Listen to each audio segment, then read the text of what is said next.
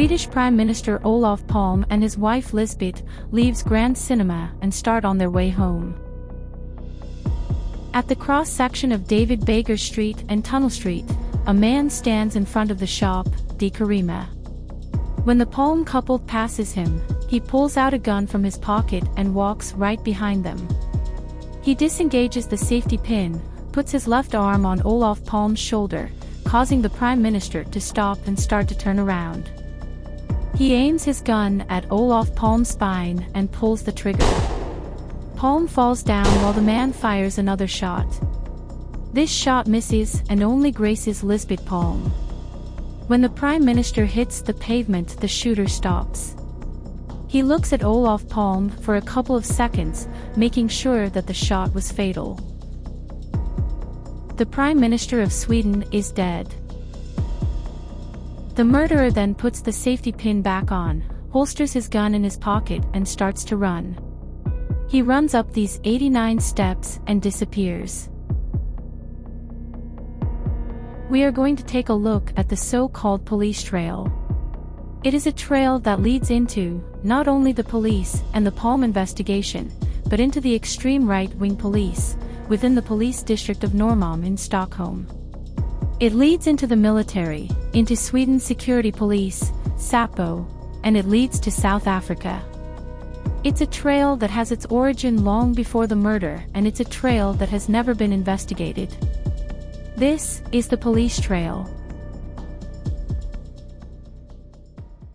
On October 27, 1981, a Soviet submarine ran aground, off Karlskrona in Sweden, close to a Swedish military installation. The Swedish government decided not to take the stranded submarine with military force, something the Soviet leader, Mikhail Gorbachev, years later confirmed was a wise choice, because the Soviet Union would have responded militarily to something like that.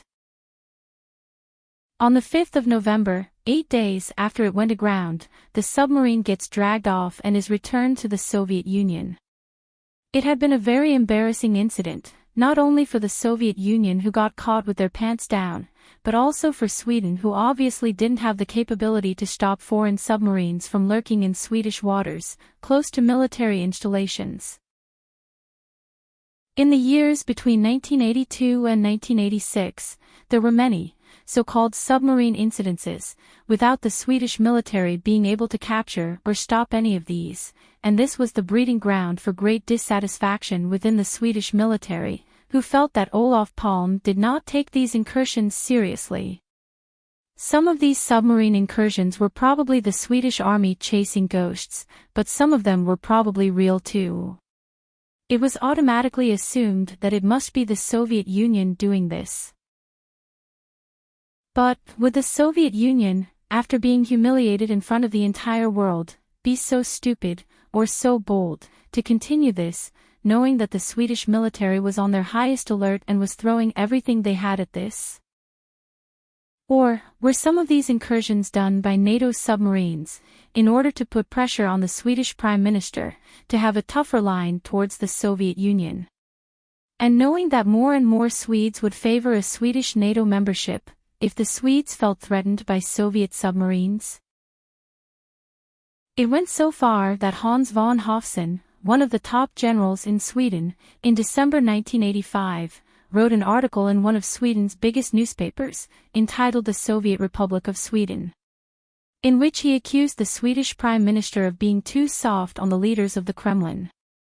He was a short time later, supported by 12 other generals in another newspaper article. When Palme was asked about this by the media, he reprimanded the generals, live on television, for everyone to see. The officers, K. Holmberg and Christer Widgren, admitted that Olof Palme was seen as a threat and a security risk among the highest officers in the country. Hans von Hofsen went so far to even call the Prime Minister a traitor. Hans von Hofsen told K. Holmberg that he in 1983 or 84 had attended meetings with Swedish police in Stockholm. Here von Hofsen held a lecture and they discussed if they could trust Palme and if there was a way to get rid of the Prime Minister. Many of the people that went to these meetings were a group of policemen from the police district of Norremalm. At these meetings, with up to 40 people attending, there were held lectures about Soviet spies, infiltrations, and submarine incursions. The people talking at these meetings were a mix of policemen on the politically extreme right, and people from the military.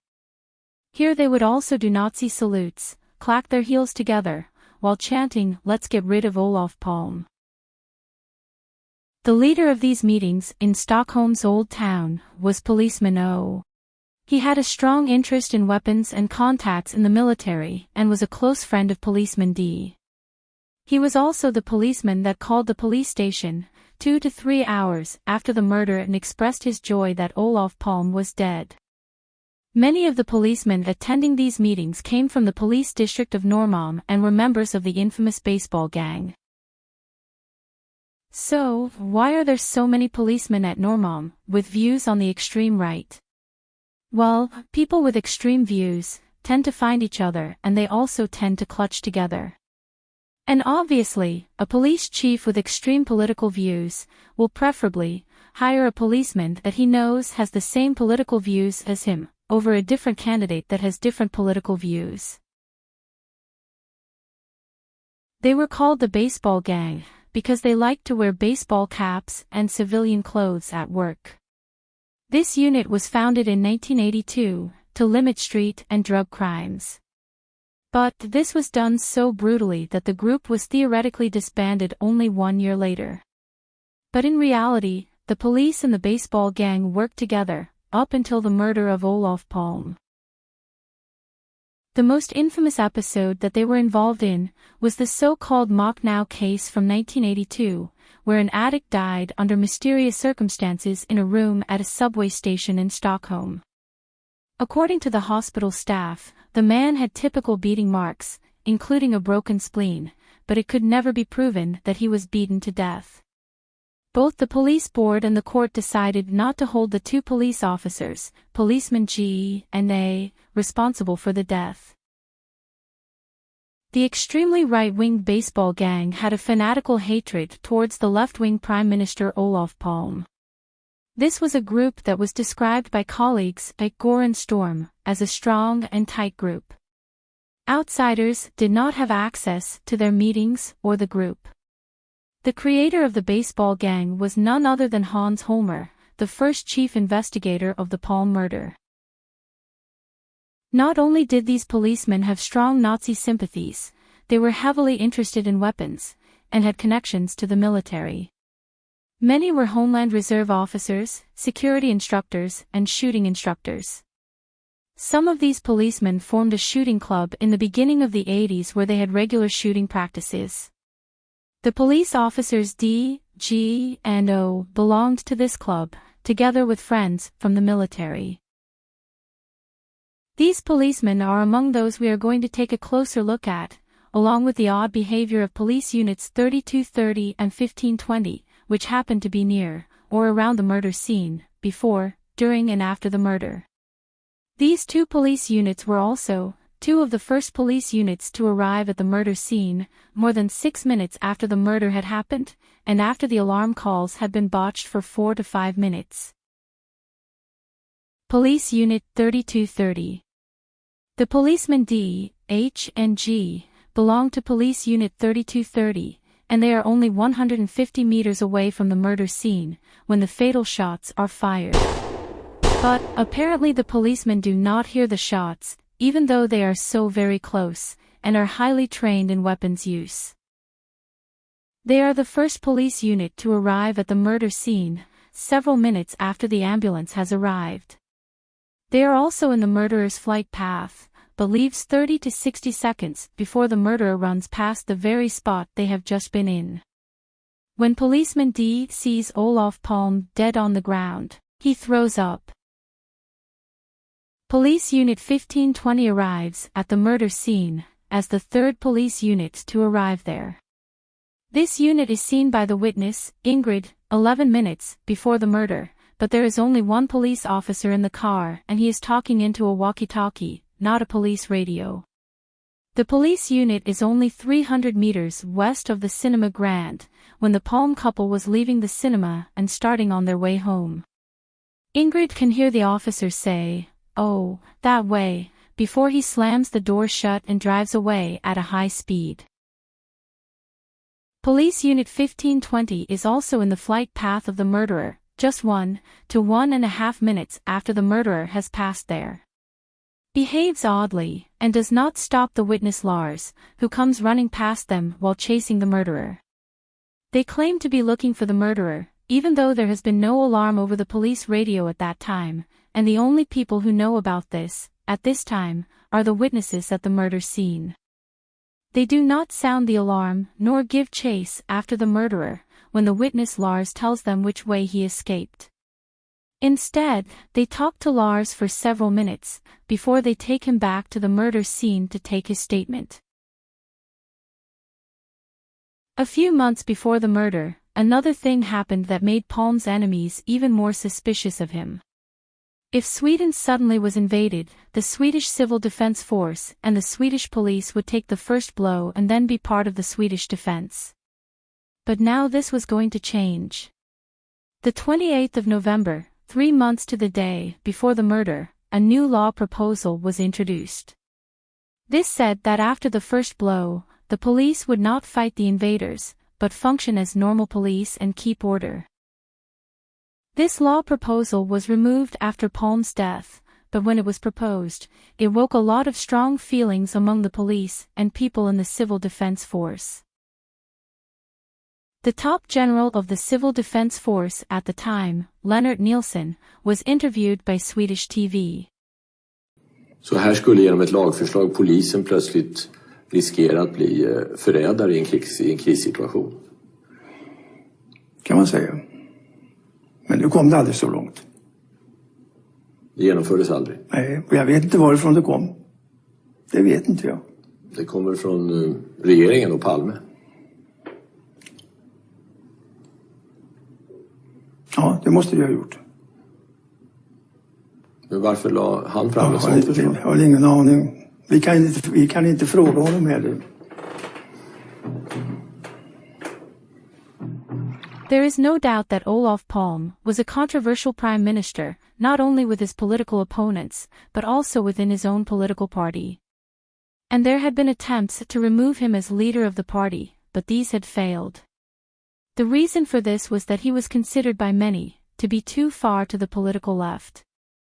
In the middle of the Cold War, he was talking about friendly relationships with the Soviets, and with Ronald Reagan and George Bush in the White House, along with many of those who are called the neo-conservatives. This was not seen favorably by the Americans, nor by the Swedish extreme political right. To them, Prime Minister Olof Palme was a communist and a traitor. In March 1985, the Soviet leader, Konstantin Chernenko, died, and Prime Minister Olof Palme is present at the funeral. The new Soviet leader, Mikhail Gorbachev, wants to talk to Palme while he is there, but because of the frozen relationship between the two countries, Palme said this is not possible. But, later that year, Palme starts to plan a new trip to Moscow, to talk to the new Soviet leader, who had started to use words like glasnost and perestroika. At the beginning of 1986, there was unrest among the far-right groups in Sweden, among certain military and within Norremalm police districts ahead of Palme's visit to the Soviet Union. They feared that the Prime Minister would come to some kind of agreement with the Soviets. To them, the clock was ticking. On January 16th, several policemen met at Norremalm police station. A policeman, who had previously worked for the Secret Military Intelligence Service, IB, brought with him a friend from the military, Bertil, who also had a background in intelligence. Bertil discovered that the police officers seemed to know that something was going to happen to Palme in connection with his trip to Moscow. Either they knew that something was going to happen, or they were planning something. Bertil went in shock to the Social Democratic Municipal Council and told what he had heard. Man har fått klart för sig alltså att Olof Palme var en förrädare mot landet. Och jag håller alltså inte för uteslutet att Olof Palme mördades utav patriotiska skäl. The man he told it to thought it was so unbelievable that he did not take him seriously. A year later, he writes a memo to the local sæpo boss in Norrköping, who sends it on to sæpo in Stockholm, where the PM disappears. Gro Brundtland, former Norwegian Prime Minister, talked to Palme just before he was murdered, and he told her that there was a group that seemed to be following him, and got in everywhere he was, and he felt very uneasy about this. Vi snakket om ting som skjedde i Sverige, med folk som både fra andre land og i Sverige, som han så på forskjellige møter hvor han talte, kjente igjen de samme ansiktene og hadde en viss uro over hva var det som egentlig foregikk. Så det var jo mange slik. Så Olof det at han kjente en uro? Vi snakket om det fordi det var noe som kalte seg sosialdemokrater, som var med utgangspunkt i USA. IAP. Ja, det var det som vi snakket om, og så fortalte han ting som skremte meg, og som jeg skjønte at han egentlig var litt urolig over. Det har jeg jo tenkt mye på. This group was called EAP, an extreme right-wing group that was extremely anti-Palme. Anders Larsson has heard that Palme is going to be killed. He has friends in the ultra-right-wing magazine Contra, and has many contacts in the extremist milieu. A good friend who is an antiquarian tells him this. He is also part of the right-wing milieu, and he is in the leadership of the new Swedish movement. He has heard from contacts in the Swedish security police, Säpo, that they intend to shoot Olof Palme in connection with, or before he goes to Moscow. Larsson feels as if the man wants him to warn in some way. A few days later he goes to warn Palme. He goes to the Ministry of Foreign Affairs, at Rosenbad, and delivers a note that says, Olof Palme dead. His warning goes on to Säpo, where it is sorted out. Säpo does nothing about this warning, neither before nor after the murder. The 21st of February, 1 week before the murder, there was a conference in Sweden about ANC and the apartheid regime in South Africa, where Palme was giving a speech. The ANC participants at this meeting had been targeted with several assassination attempts in different countries in Europe, carried out by the South African Intelligence Service. They had done this with the help of the dreaded South African hit squad, C-10, and also with the help of local national groups. Were there South African agents left in Stockholm after this conference? Olof Palme had been one of the strongest critics of the apartheid regime. Did they stay in Stockholm and target the Swedish Prime Minister? Lisbeth Palme notices two men on the street in the morning. She considers calling Säpo, but changes her mind. When the murder takes place, she immediately thinks of the men. In the evening, the Palme couple is at a restaurant. A man enters the restaurant and looks around, and Lisbeth gets suspicious about his odd behavior. There are several observations of people who seem to be following and/or monitoring the Palme couple. In Norway, a man receives a phone call from a man who is a member of EAP's sister organization, the Schiller Institute.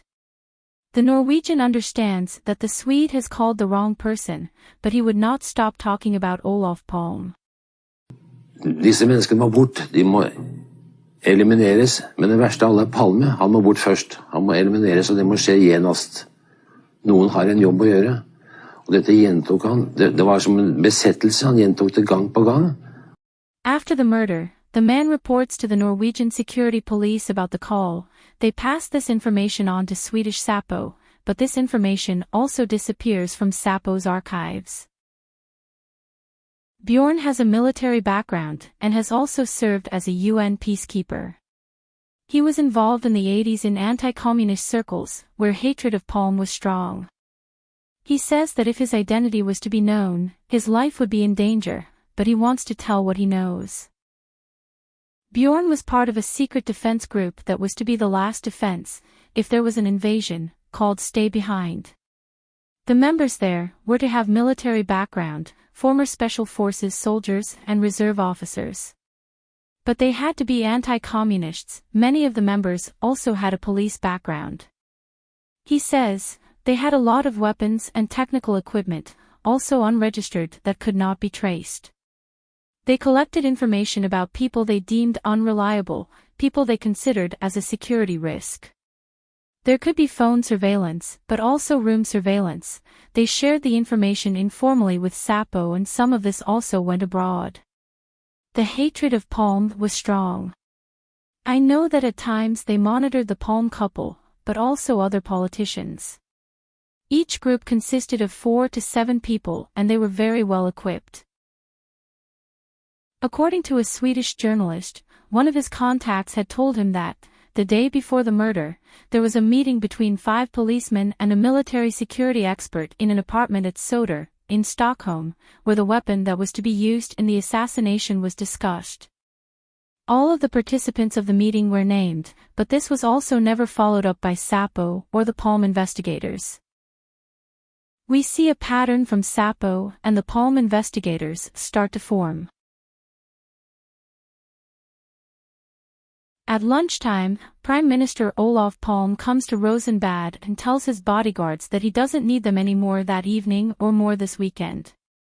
At around the same time, policeman O, against the doctor's recommendation, a week after an appendix operation, leaves the hospital on his own initiative. Police officer O is a weapons expert and Nazi sympathizer. His Nazi interests were well known within the police. There were several tips about him after the murder. Some of them came from his police colleagues. He is a close friend of policeman A and D, and also businessman and arms dealer together with policeman A. He has no alibi for the night of the murder. O has access to an apartment at the intersection of Regering Street and David Beger Street. Only 30 meters from where the pursuer Lars loses sight of Olof Palme's murderer later that night. In 1988, the apartment that he and policeman A both has access to, was raided by police on charges of arms smuggling. In the apartment the police found lots of weapons and ammunition, but also bullets that were the same type of bullet that Olof Palme was shot with. Bullets that were designed to penetrate bulletproof vests.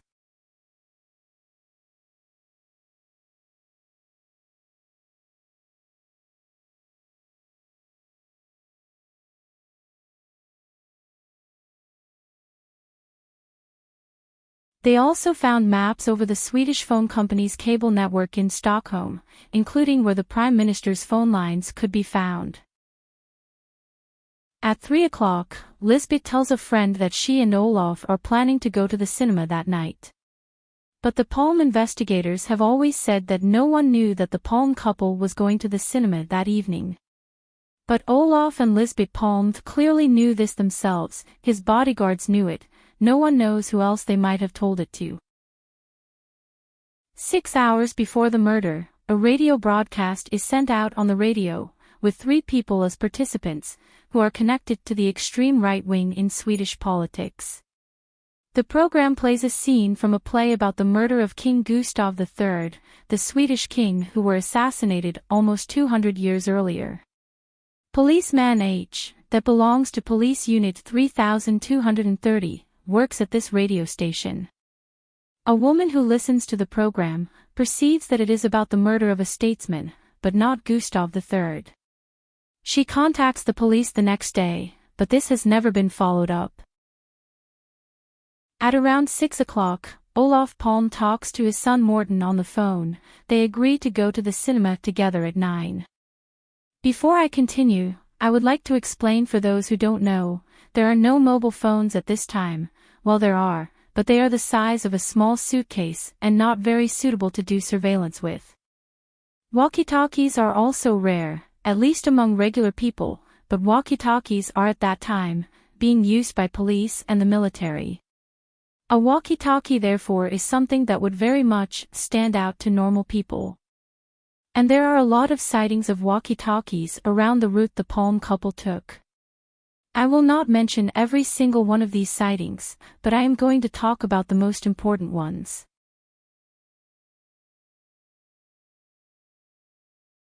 At 7:30, a group of people see a man standing near the entrance of the Palme residence, looking towards the entrance.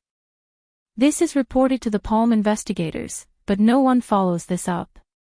The same goes for that series of tips about men with walkie-talkies. None of these are followed up either. Swedish security police dismisses every sighting as uninteresting, even though there are more than 12 witnesses who report sightings of 8 different people either following and or watching the Palme couple on their way to Grand Cinema. Several of these people are visibly carrying a walkie-talkie under their coat with the antenna sticking out. At 10 to 9, Olof Palme enters Grand Cinema. It's now less than 2.5 hours before Prime Minister Olof Palme will be assassinated. At 10 to 9, Olof Palme enters Grand Cinema. In less than 2.5 hours, the Prime Minister of Sweden will be assassinated. Passers-by later say that they have observed a man with a walkie-talkie on the street corner, just outside the cinema, looking in, when the Palme couple was entering. At around 10 p.m., the policeman D&G in Police Unit 3230 goes completely offline for almost an hour. All their electronic equipment is turned off. Where they were or what they did during this time, no one knows. They have never explained this. Policeman D is in Unit 3230 the night of the murder. He is a member of both the shooting club and the baseball gang, and he is only 150 meters away from the murder scene when Olof Palme is murdered, after just parking his private car. This is the last place the murderer is seen, crouching behind policeman D's private car. He also has an apartment only 30 meters away from his parked car, which is on the opposite side of the street of the apartment that 2 of his police colleagues has. A soldier that had D as his shooting instructor told the investigators that when D saw a sign with Olof Palme on it, he was ordered to drive over it with his car. There came in tips about him from 3 of his police colleagues after the murder, and his Nazi sympathies were well known within the police. Policeman D and Police Unit 3230 is the first police unit at the murder scene, and when he sees Olof Palme dead on the ground, he throws up. His partner that night was Policeman G. He is a former professional soldier, intelligence expert and arms dealer with his close friend, Policeman O. Has an apartment directly opposite of Policeman D's apartment, 30 meters from the last sighting of the murderer.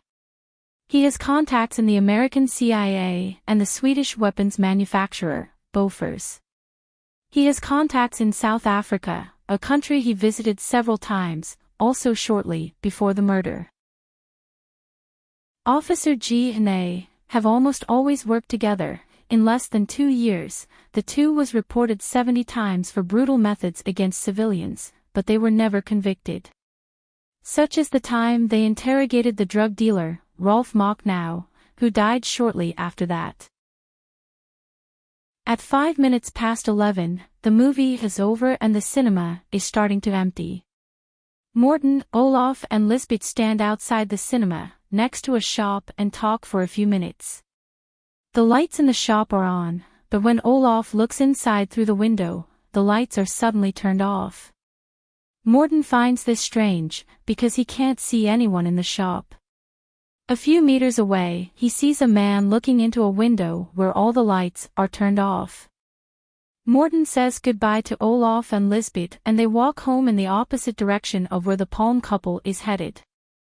Morten sees that the man follows after his parents. At the same time, 300 meters west of them, a police car is parked on the sidewalk. Ingrid looks out the window when she hears something outside and she sees Police Unit 1520. She is a designer, and therefore has a mind for details, and she notices the number on the police unit, and that it has a lot of electronic equipment in the back of the car. She wonders why there is only 1 police officer in the car, not 2, which is normal. The police officer does not use the police radio, but talks into a walkie-talkie. She can't hear what is said on the other side of the walkie-talkie, but she can hear the policeman sitting there say, "Oh, that way." The policeman then quickly slams the door shut and drives away at high speed. On duty in Police Unit 1520 that evening was Officer S and P. According to the action plan, S and P had no service that night. But Policeman P changed that for that evening. Policeman S has already worked all day at the police station and he will after this evening's shift had 21 hours of uninterrupted service. This police car is in what was the murderer's flight path, 1 to 2 minutes after the murderer has passed, even though the alarm hasn't gone out yet. At the same time as the Palme couple is walking down Svea Street, Policeman D moves his private car and is driving parallel with them, on a neighboring street. At 17 minutes past 11, John and his girlfriend walks down Adolf Fredriks Kirko Street in the direction of Svea Street. Only 100 meters from the spot where Olof Palme will be murdered in a few moments, John sees a man with a walkie-talkie. He recognizes him, it's Policeman A. Police Officer A is a close friend and business colleague of Policeman O. 6 weeks before the murder, he becomes the head of security for all radio traffic in the greater Stockholm area, and thus also controls all walkie-talkie communication, also on the day of the murder. Säpo classified him as extremely reliable for this high management position. He is also seen by 3 different witnesses, and all say he had a walkie-talkie under his jacket. Boarded a bus shortly after the murder, not far from the murder scene, he is together with Policeman N and has a dark handbag in his hand, similar to the one the murderer was observed with during his escape. 1 week after the murder, Policeman A goes on sick leave and resigns a week later, after only 7 weeks as head of security for radio traffic in Stockholm. His successor will be Policeman O, who also is classified as extremely reliable by Säpo. Policeman A seems to suddenly have come into a lot of money, because shortly after this, he becomes an arms dealer and sells weapons and communication equipment to the Palme investigator, Hans Holmer, for over 1 million Swedish kroners. The apartment that A and O share together is later searched by the police, when Policeman A is charged with weapon smuggling. When the police search the apartment, they find an arsenal of weapons. They also find Nazi SS helmets and electronic equipment for surveillance, and they find bullets that are the same type as the bullet that killed Olof Palme. At 18 minutes past 11, the Palme couple now crosses the street, so Lisbeth can look into a shopping window on the other side. At the same time, Katja and Perjo have reached Svea Street after watching a movie at a different cinema. They don't have a watch, and in order not to miss their commuter train they need to find out what the time is. In front of the paint shop De Karima, this is exactly where the assassination soon will take place. They see a man with lowered arms. Katja knows the man. This is Police Officer F, a man from Finland. She has seen him many times at the gym she goes to. Katja speaks to him in Finnish, asking what the time is, but F doesn't answer. He looks nervously at Katja. She gets confused, grabs P's jacket and asks once again what the time is. At the same moment, a voice comes out of a walkie-talkie that P has hidden under his jacket. The voice says in Finnish, "They are coming." P answers in Finnish, "I have been recognized, what should I do?" The answer, "Screw that, do what you are supposed to do."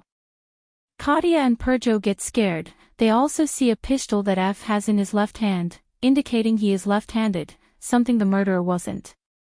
Police Officer F works at the National Criminal Investigation Department. In other words, he works at the same department to which the entire Palme group soon belongs to. The 2 women turn around and move quickly in the direction of the central station. Shortly after, they hear 2 shots. Many people believe this man is the murderer, but it is not, because the description of the man's clothes does not match the clothes of the murderer. This man, Officer P, crosses the street, after the Finnish women have run away, and is seen by another witness, walking away, right after the murder, talking into a walkie-talkie. 20 minutes past 11, Policeman D in Police Unit 3230, now parks his private car at David Baker Street, in what will very soon become the killer's escape route. Policeman D says he moved his car because it was wrongly parked and he had gotten many parking tickets that year. But journalists Lars Borns and Thomas Bresky, at Swedish television, checked his claim. They found that he hadn't gotten any parking tickets the last year, and his car was already wrongly parked, so why move, and then wrongly park it again? Policeman D's private car is removed by a towing company a few days later, and he uses more than a month to get his car back from the impound company. At 21 minutes past 11, the Palme couple passes a man standing in front of the paint shop de Carima. When they have passed him, he takes out his gun, disengages the safety pin, puts his left arm on the shoulder of Olof Palme, points the gun at the Prime Minister's spine, and pulls the trigger. Olof Palme falls down while the man fires another shot. This bullet misses Olof Palme and only stray Lisbeth. The assassin now stops. He looks at Olof Palme for a few moments, making sure the bullet was fatal. Prime Minister Olof Palme is dead. The murderer then puts the gun's safety pin back on, he pockets the gun, and starts to run away. All the witnesses reported that the man had no problem running. He does not have a limp as Christer Pettersson so obviously had, but climbs the 89 stairs quickly and with ease. The action by the murderer is professional. It reveals a man that has long training with guns, probably military or police training. This is not the actions of an alcoholic drunk who spends his time drinking with his alcoholic friends in the park, like Christer Pettersson. Over a dozen witnesses say that when the murderer fled the scene, his steps were quick and agile. But the Palme investigators had a different opinion about the murderer's action, and write something completely different in their profile of the murderer. They describe the fact that the murderer secures his weapon and holsters it, as well-trained weapons people do, as a weird lack of professionalism, because he could have needed the weapon during his flight from the scene. And the fact that he didn't fire more shots at Lisbeth Palme. They actually describe the murder as chaotic. When Swedish TV asked FBI expert Ray Pierce, with over 500 murder investigations behind him, he described the murder as follows. The crime was very quick, it was no hesitation, and he then rapidly fled the scene. It was a very controlled environment and he fled into a place where he knew where he was going. He was also comfy enough to know he was not in any immediate danger. The bullet that killed Palme was also unusual. It had a copper coating. Bullets like that are used if you want to penetrate a car door or a bulletproof vest. And the chief investigator Hans Holmer, at one of the first press meetings, admitted that this was an assassination by a professional hitman. At 22 minutes past 11, the murderer has started his escape up the 89 steps and towards Police Unit 3230. According to Policeman D, this is when he opens a can of cola and they drive away. The policeman in 3230 later admit that if they had been there 30 to 60 seconds longer, they would have been right in the path of the fleeing murderer. They claim not to have heard the shots, even though they are highly trained in weapons use and are so very close when the shots are fired. D says he went into the police car and shut the door, and that's why they didn't hear the shots. The murderer now stops at the top of the stairs for a short moment and looks down at the murder scene, before he continues his escape down David Baker Street. Leif stands with his car at the red light at the intersection of Svea Street and Tunnel Street, when he suddenly witnesses the deadly shots. At 22 past 11, he tries to alert the police on his mobile phone. The call is registered with the phone company, but no one answers at the police center. This happens to all the people who are trying to alert the police right after the murder. The police in the Swedish capital cannot be alerted. This only becomes possible 5 minutes later, and this gives the murderer precious time to escape. At 11:23, the murderer runs past Anna and her friend, who both notices that he is trying to put something in a small, dark handbag, but he seems to have a problem with the zipper. Lars, another witness, pursues the killer and is not very far behind. When he reaches David Beguer Street, the street is empty of people. But Police Unit 1520 drives past him slowly, without any police sirens or lights. They don't try to stop him and he continues running after the murderer. Lars then sees the murderer crouch behind the car policeman D parked there, only 2 minutes earlier, but Lars loses track of him and turns back. He then meets Police Unit 1520 again. They do not stop him this time either, and he is the one who has to make contact with them, and asks if they are looking for the murderer too. They confirm this, but this creates a problem for Hans Holmer and the Palme investigators, because the police alarm has not gone out yet, only the people at the murder scene and Lars knows what has happened. So what does the policeman in Unit 1520 do with this very important witness observation? Do they throw themselves over the police radio and sound the alarm and tell which way the murderer is headed? Do they quickly give chase after him to try to apprehend him? No. Instead they drive Lars back to the murder scene to take his statement, becoming the third police unit to arrive at the murder scene. But Lars' statement is never followed up. At the same time the witness Magnus Prim sees a man that matches the description of the man that Katja and Perjo saw a few minutes earlier. He is walking away fast from the murder scene and is talking into a walkie-talkie that he has on the inside of his coat, like Magnus Prim demonstrates here. At 11:24, a press photographer, Ake Malmström, over his police receiver, hears a walkie-talkie conversation. "Hello there, is everything okay?" "I'm good, but it's very cold. The Prime Minister has been shot." The last sentence sounds happy, not appalled or shocked, it sounded like it was a done deal. At 26 minutes past 11, 500 meters east of the murder scene, a bus enters the stop at Eriksberg Street. Two men want to get on the bus, they seem excited. One of them gets on, the other stops at the bus door and hesitates. He then looks up at the ceiling, writes down the bus identification number, and then gets out. In his hand he has a dark handbag with a zipper. This is policeman Anna. Anna and her friend had seen such a bag with the fleeing murderer 4 minutes earlier. This was how Stockholm's police carry their firearms in service at that time, in a dark handbag, just like the one this man has. His behavior is noted not only by the bus driver, but also by two passengers on the bus, the TV producer Lars Krantz and Sarah. The bus driver and Sarah later get death threats and are not heard by the investigators until 8 years after the murder. At 26 minutes and 30 seconds past 11, the police alarm finally goes out, more than 5 minutes after the murder has happened, and several minutes after the ambulance has arrived. But the alarm doesn't go out to all the police units in all the districts in Stockholm, only the police units of a couple of districts are alerted. The rest of the Stockholm's police does not know what has happened until the national alarm goes out, 2.5 hours after the murder.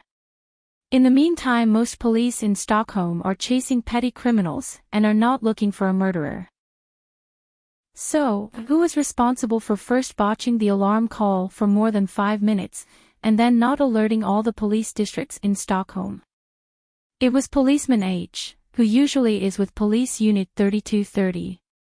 But on this night, he has taken a shift at the Stockholm Alarm Central, a job that he normally doesn't do. Of the 10 operators at the Alarm Central, 8 operators handles petty crimes and 2 handled the more serious alarm calls, like robbery and murder.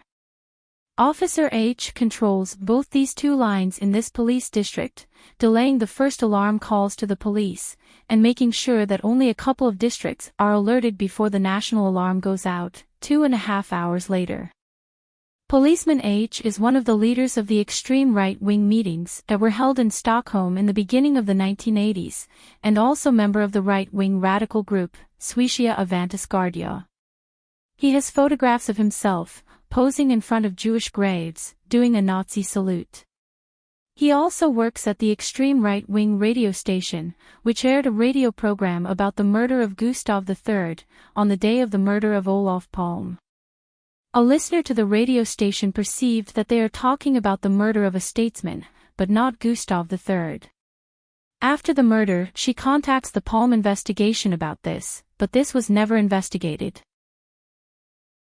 At 27 minutes past 11, police car 3230 now arrives, as the first police unit, at the murder scene. Shortly after policeman D sees the dead body of Olof Palme, he throws up. His explanation for this was that he had just opened a can of cola when the alarm call came, and he therefore had to drink the whole can, in one go, and that is, according to him, was what made him throw up, not the sight of the murdered Prime Minister.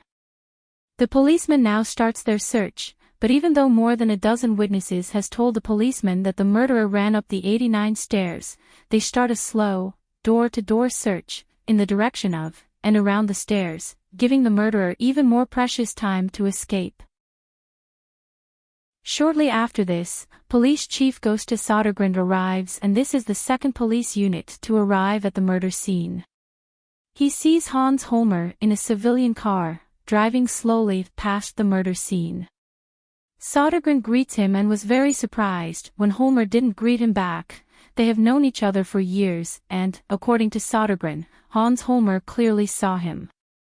Hans Holmer's driver, Rolf Dahlgren, confirms this, and says that he and Holmer arrived at the murder scene, a few minutes after the murder. He was told to pass the murder scene slowly by Holmer, but not to stop. So who is Hans Holmer? He is the founder of the baseball gang, and a member of the shooting club. He is soon to be the first chief investigator of the Palme murder. He is not where he says he was the night of the murder. Because according to Hans Holmer, he was in a different town at the night of the murder. He says he was in Borlänge.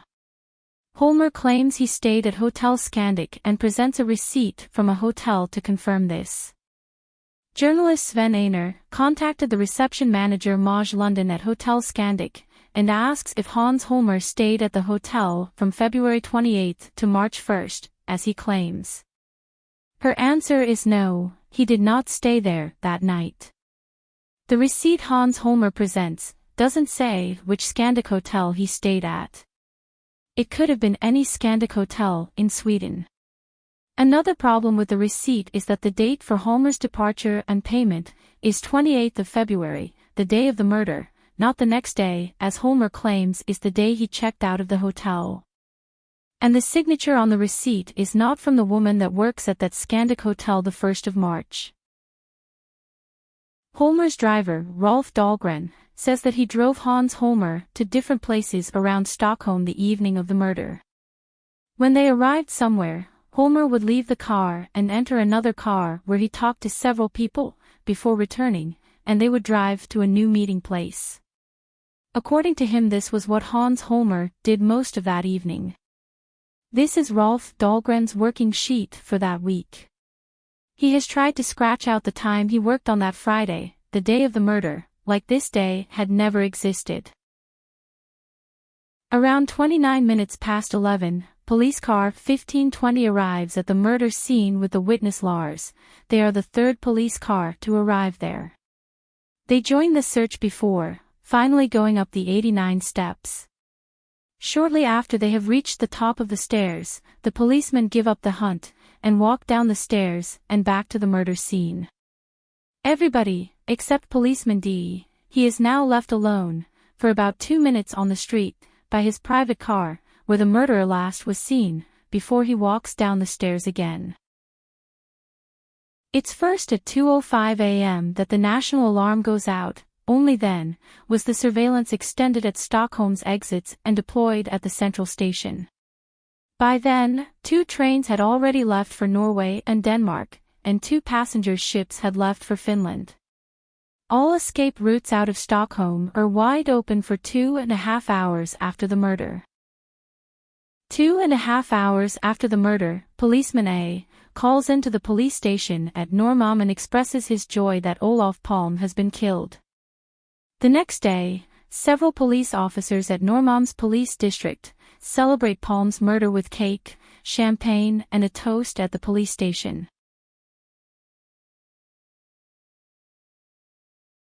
Hans Holmer was appointed as head of the murder investigation. He has never led a murder investigation before, but still he becomes the chief investigator of what has been described by many as the crime of the century in Sweden. He hires a team of bodyguards. Several of these bodyguards are police officers from the infamous baseball gang that Holmer had started a few years earlier. He gets installed bullet-proof windows at his office, and he also buys weapons and electronic equipment from policeman A for over 1 million Swedish crowns. And this must be the first time in Scandinavian history that a police investigator has his own team of bodyguards, and also feels the need to have automatic weapons, which are illegal in Sweden. The TV producer Lars Krantz has been a journalist and a trained crime reporter for over 30 years. He recognizes policeman A in court, a few weeks after the murder, as the man who got on the bus he was on right after the murder. When Lars Krantz meets the chief investigator Hans Holmer the same evening, Krantz tells about his observation and shows a newspaper picture of policeman A. When one of Holmer's bodyguards asks who it is, Holmer stands up with the words, "A colleague," and then quickly walks away. Hans Holmer focuses his investigation on the Kurdish rebel group PKK, that doesn't have a motive to murder Olof Palme and has more than enough with their guerrilla war with Turkey. He makes a lot of arrests and interrogations, but he doesn't bother to get a warrant from a judge. He signs all the arrest documents himself, which make the legality of his raids and arrests dubious at best. After chasing the Kurdish group PKK for 2 years without any results, Hans Holmer is forced to resign as chief investigator and is replaced by Hans Alvebro. Alvebro soon changes the focus of the investigation to an alcoholic drunk, Christer Pettersson. In June 1994, after 6 years as the chief investigator, Hans Alvebro was charged with inactivity. He was not looking for any other suspects than Pettersson, even though Pettersson had been acquitted by the Supreme Court. However, the responsible public prosecutor did not open a trial against Alvebro, as he deemed he had questioned all the witnesses. Alvebro has said many times that they had found the murderer. It was Christer Pettersson. Alf Andersson, investigator within the Palme Group, wanted to investigate the clues that led into the police, but were rejected by Hans Overbro. He describes a frustrating work environment under Overbro's leadership and confirms that there were no serious attempts to investigate any other possible perpetrators than Pettersson. Hans Overbro was the chief investigator of the Palme assassination for 9 years. Almost 3 years after the murder, Christer Pettersson is pointed out at a police lineup by Lisbeth Palme. So why did Lisbeth Palme point her finger at Christer Pettersson when she said, right after the murder, that she didn't see the murderer's face? Elizabeth Loftus is an American professor in psychology and an expert on police lineups. As I examine all the factors in this situation, there are a lot of problems connected with the memory. There would be problems for anybody being accurate in this situation. And the most important factor, in my opinion, in this case, is that it's almost 3 years until the lineup. And there is pretty good evidence in the literature that a brief look at somebody's face and then 3 years later attempting to make an identification, that it would not be very reliable. It's only 6 to 8 weeks after the murder that Lisbeth Palme starts to remember a face, after a sketch of the supposed murderer has been published in all of Sweden's newspapers. She was also told in advance that the suspect was an alcoholic, and that her son Morten already had pointed the suspect out. This was based on Morten's observation of a man outside the cinema after the movie was over. If this was the murderer, he would have to see which direction the Palme couple would go. Then run either past them or on the other side of the street, without the couple noticing him. Then cross the street when the Palme couple did the same, wait outside De Carema and kill the Prime Minister. At the very start of the lineup, Lisbeth Palme says, it's not hard to see who the alcoholic is. Lisbeth Palme is also under huge pressure to identify the man her son already has identified, and of course she wants to help to find her husband's murderer. And this is the only thing that supposedly ties Christer Pettersson to the murder, this botched lineup, happening almost 3 years after the assassination. Some of the extreme right-wing policemen at Norremalm police district had ties to South Africa and the apartheid regime, and policeman G had visited the country only a short time before the murder.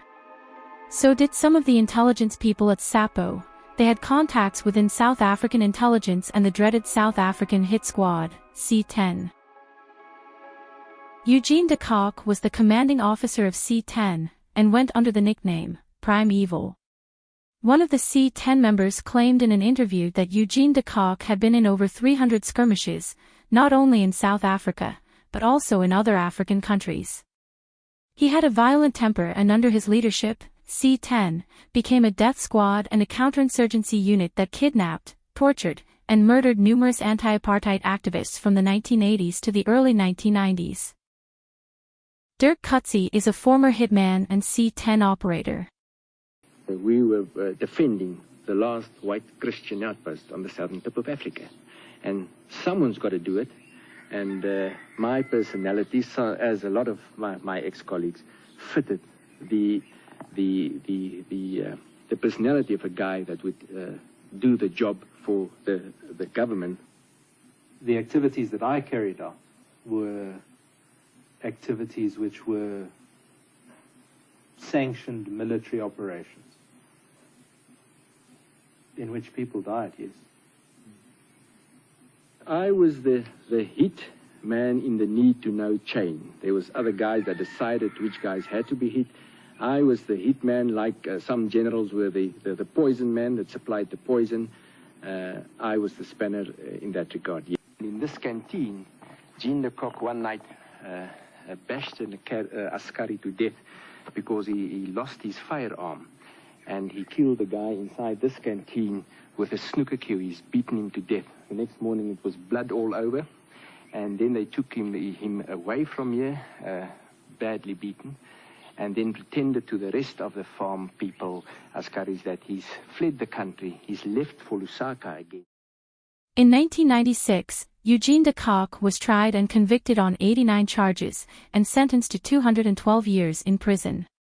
After many years behind bars, de Kock confessed to 2 more murders in order to get a chance at parole.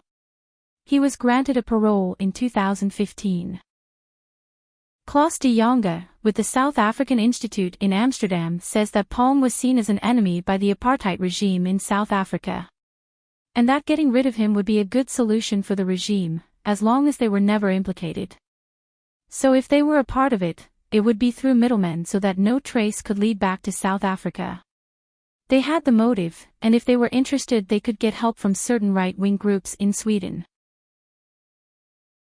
The apartheid regime in South Africa was actively operating covert intelligence and military operations in Europe in the 1980s, so-called black operations. In 1982, a bomb exploded at ANC's office in London, and the same year there were also several break-ins at their offices in England. In 1986, the Stockholm office of ANC was bombed. The same year Olof Palme was murdered. In 1987, a plot to kidnap the entire ANC leaderships was thwarted. 2 Norwegian mercenaries and an Englishman was arrested, but later let go without charges, something that led to the suspicion that it was because the suspects had claimed that British intelligence was involved in the plot. According to the chief editor of the British magazine Searchlight, Jerry Gable, who has written many articles about the South African black operations in Europe, there were at least 10 more people involved in the plot to kidnap the ANC leadership, all with military background. He also says that the South Africans worked closely with local groups and arrived a few days before the operation was to happen, to prepare. In 1988, the ANC representative in Brussels was targeted by an assassination plot, and a few months later the ANC representative in Paris, Dulcie September, was murdered. Responsible for all the covert intelligence and military operations in Europe by South Africa in the 80s, was Craig Williamson. Eugene de Kock claims that Craig Williamson was involved in the murder of Olof Palme, and so does Dirk Coetzee. I would like you to ask him about his involvement with the assassination of your Prime Minister, Olof Palme, because I can tell you a few stories. I can bring you some witnesses that can tell you a few stories about it.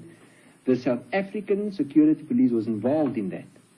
And your Prime Minister was too liberal and too anti-South Africa and too pro-black and pro-African National Congress.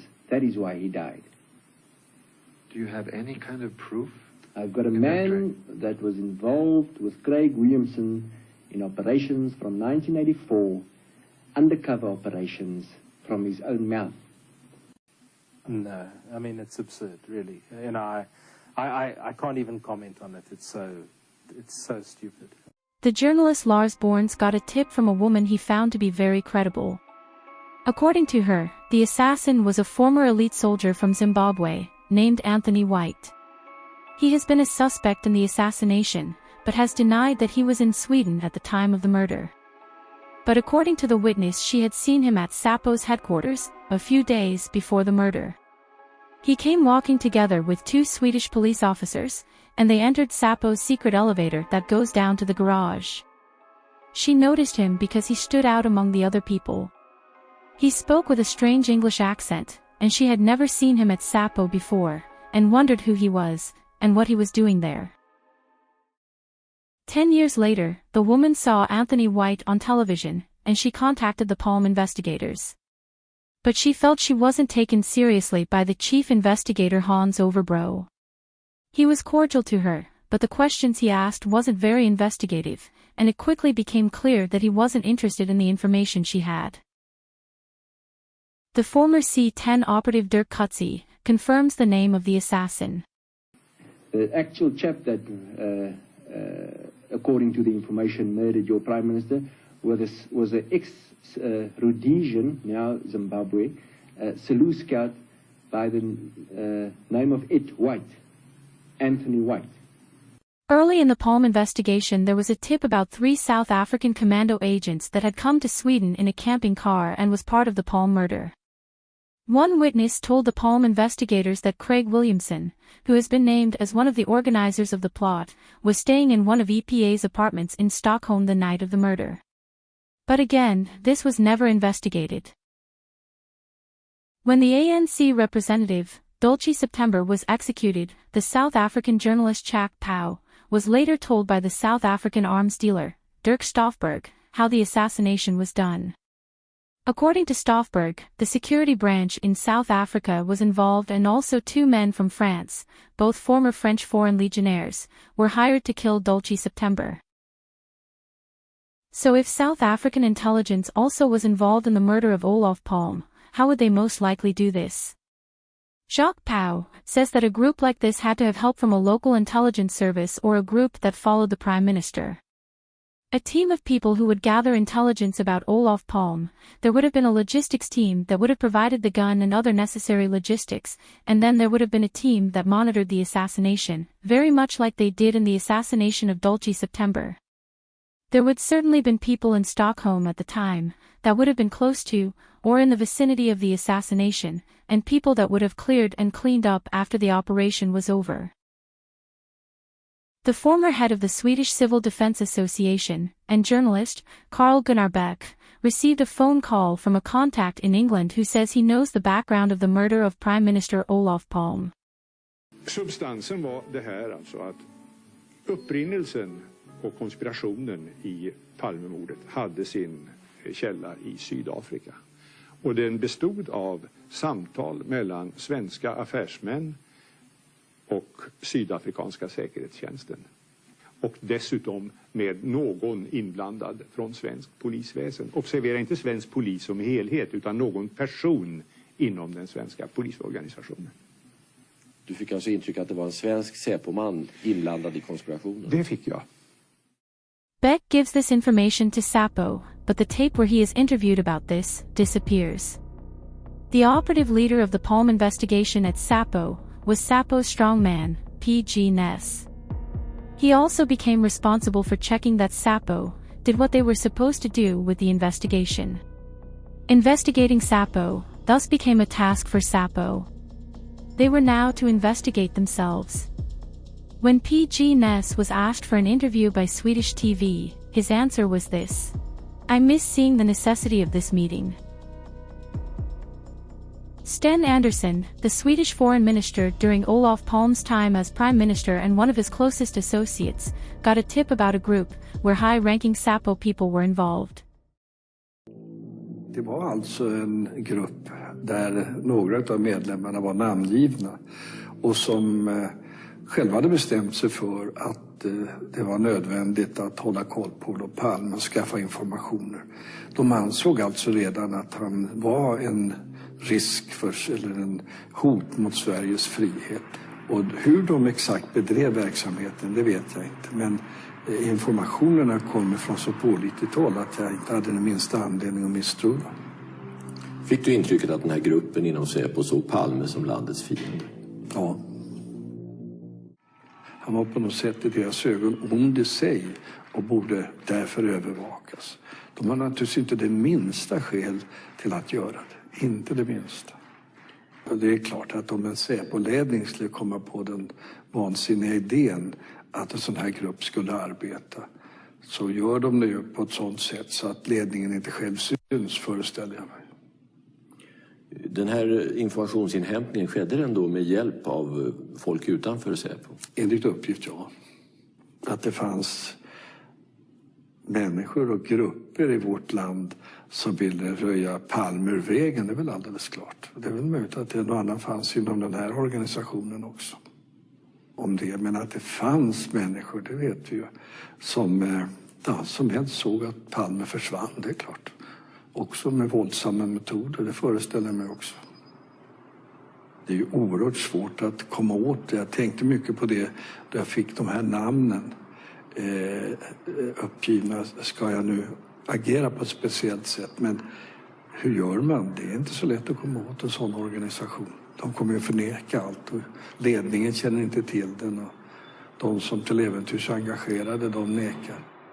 Sten Andersson's contact confirms what he said to the journalist, and goes on to say that some of the members had access to the very latest technical equipment, including phone tapping, but also room surveillance.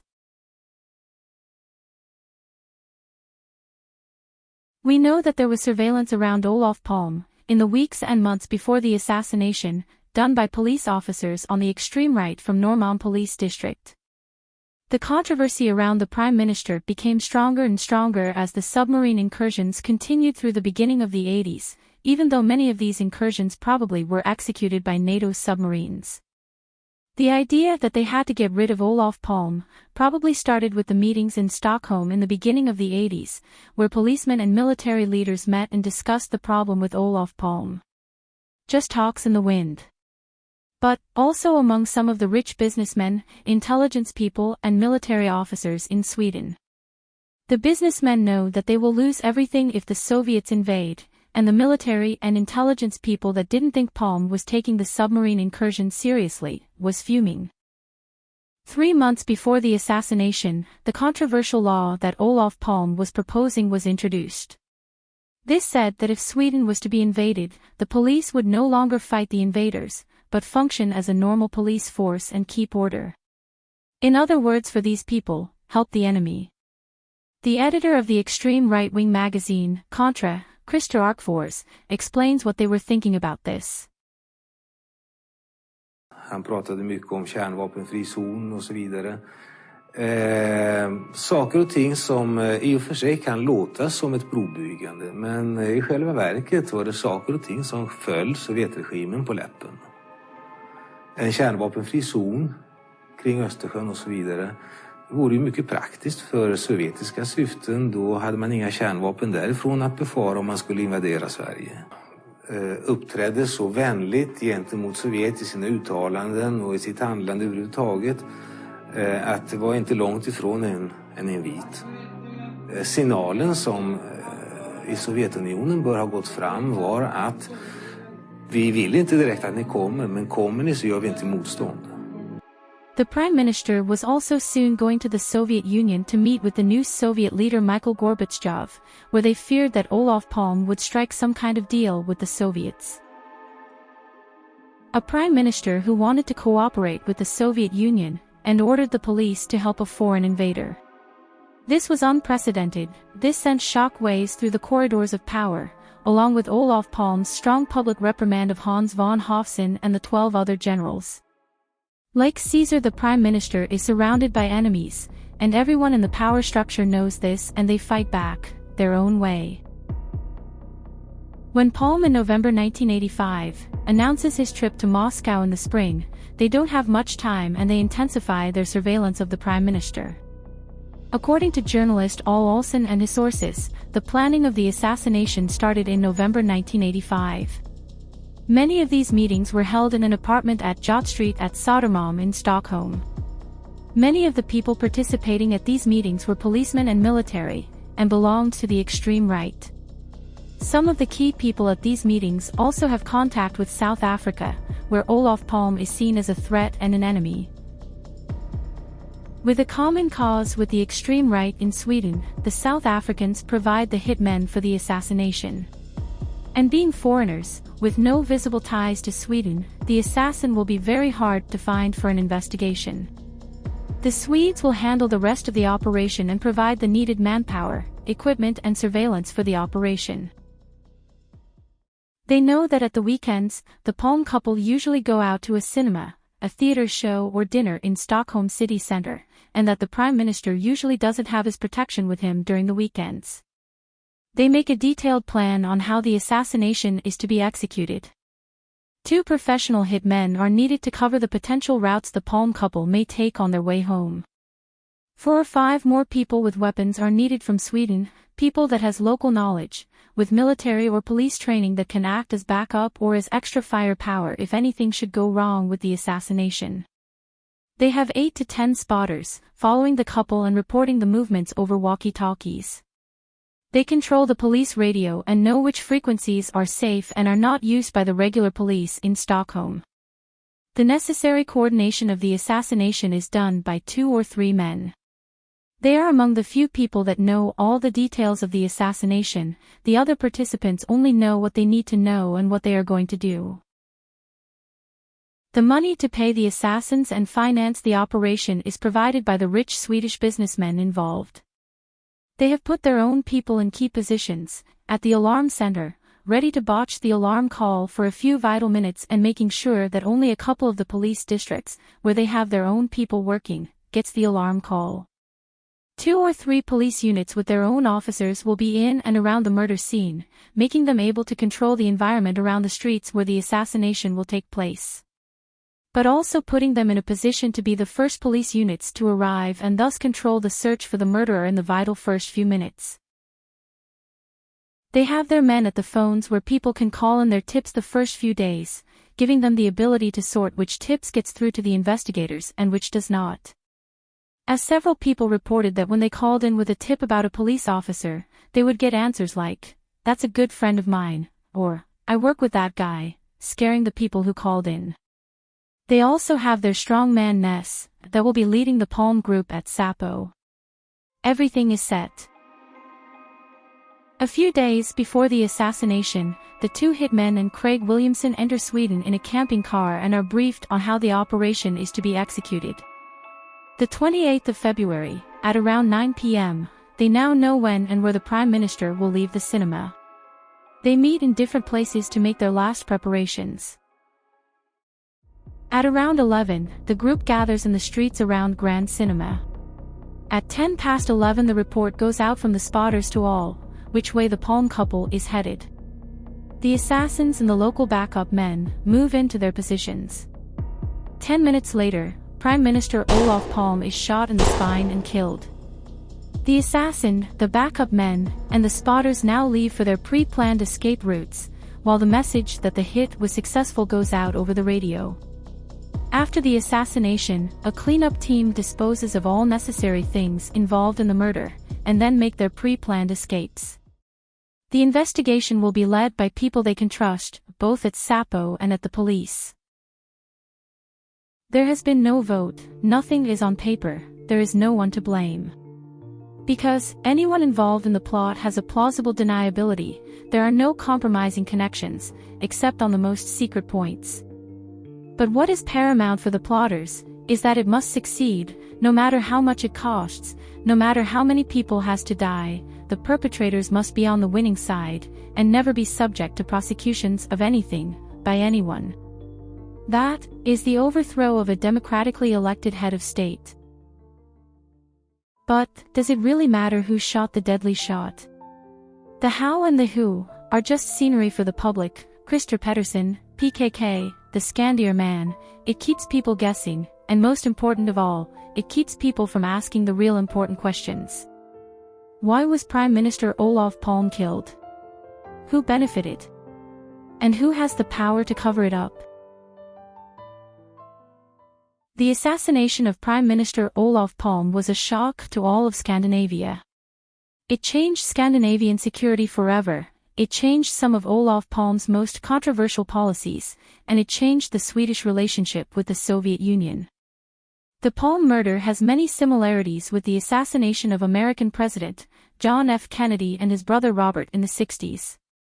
And again, it's a supposed lone, crazed gunman as a scapegoat and an investigation that was slow, faulty and did no serious effort to actually solve the murder.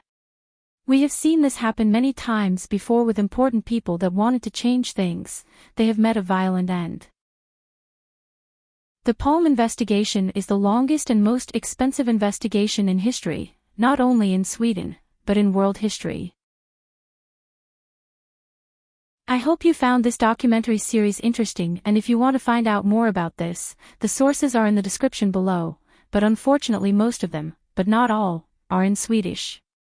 I cover a lot of different aspects of history, so check out my other videos on this channel and see if there are other videos you might find interesting.